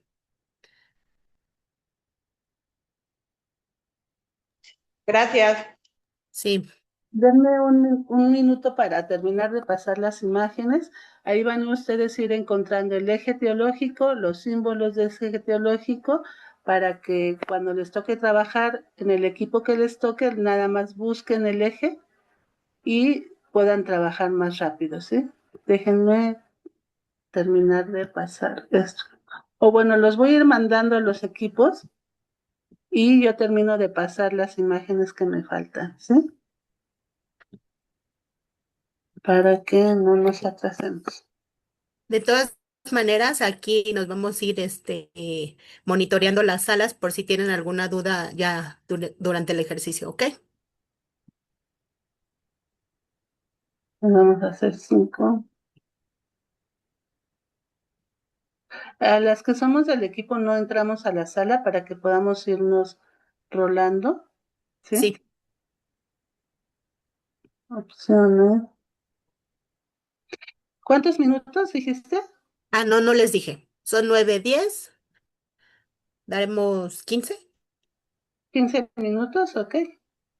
Y ya después para exponer cada equipo tendríamos solo como 2 minutos por equipo para que sean breves, por favor.